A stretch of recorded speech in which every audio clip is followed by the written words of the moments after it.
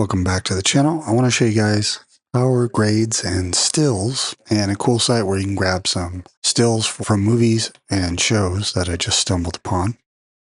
So if you're working on some shots and you want to match a reference or you like a grade, so let's say we did something to this shot here, and I'll do something drastic just so it's easy to see. Let's say we shift it so it looks like this and we like that look. We can right click and say grab still. And that'll populate over here in our stills underneath our gallery. And then we can reference this back. So let's say we reset that grade. If we wanted to see what that looked like or even add it, you can just drag and drop it. And that'll apply whatever those changes were right to this node or this grade.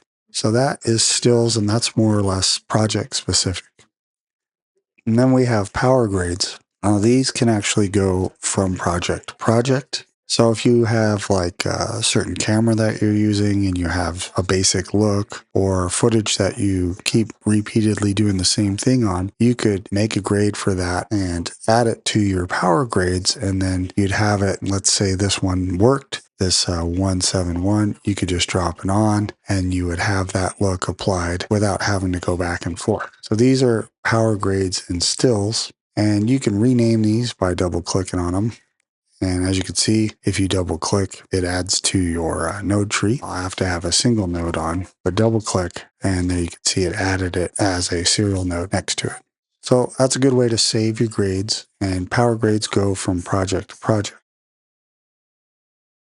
Now you can also use your stills to compare your other shots. So it'd be like your own internal reference. So let's say we reset this and we wanted to do some other kind of look, but we wanted to compare it. Up above your previewer here, there's this little split, and this is your image wipe. If you click on that, this will show your reference. And now that the reference is playing, you can see it's highlighted in the reddish orange here, and your overlay icon right here actually shows image wipe. And you can click anywhere in here and your cursor will turn to whatever type of split you have. So here we have a left, right, there's an up and down and a diagonal and an inverse and sort of like an A-B difference checker. But then you can swipe and drag and take a look and just compare. And this also shows up on your waveform. So that's a cool way to check your look if you wanted to create a few different looks, or you wanted to go from shot to shot and start to match so everything matches in between scenes.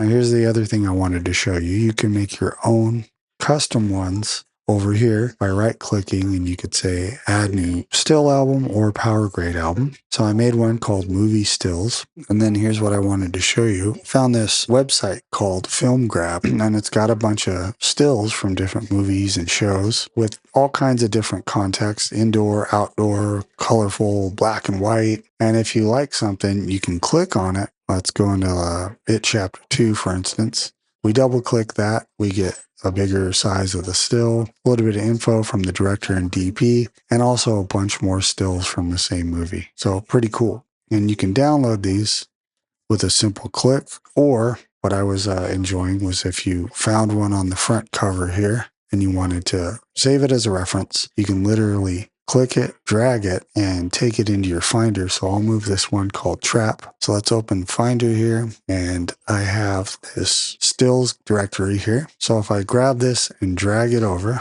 and add it into here, now it says Trap 23, and some of them will just name them so you don't have to do any extra work there. So now let's check out how you can bring these in and have them available. With our movie stills bin selected in Resolve, you can see it says no stills created over here.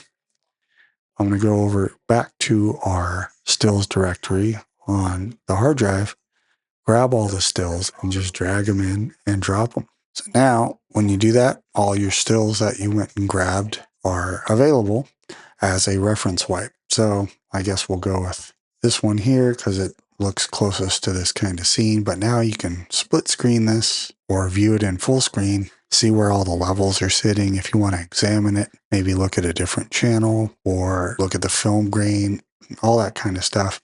You can look at it and just see what's going on and then reference wipe it. So let's say you were trying to match the color here a little bit. You'd be able to look right at it and just kind of push it more into that purpley zone.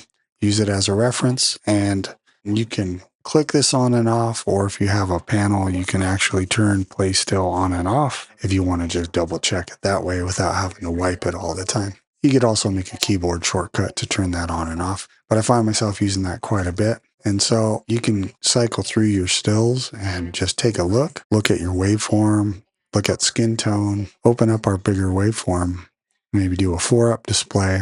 You can see how saturated this is. But now you can look and see where's everything sitting, and you can still wipe. You could actually add this to your timeline if you wanted to view it that way. So drag these into a timeline and look at them with your qualifier if you wanted to rip it apart and see where everything's sitting 100%. But that's a good way to grab some outside stills, and you'll have these as a power grade album. And that means they're available no matter what project you open. And stills are simply with the project as a project still. So keep that in mind. Power grades will go from project to project, and stills will just be with the project. And you can turn off the column here and have the drop down with memories also. Pretty functional and a good way to like match a shot, or if you have a certain movie or show that you like and you want to experiment with your own footage, try to match it. You can pull some stills in and see with the reference if you can replicate that look on a shot. I actually have another video on that where I take a shot of a Batman still. It's called shot matching if you guys want to check that out. Once again, thanks for watching as always, and I'll talk to you guys on the next one.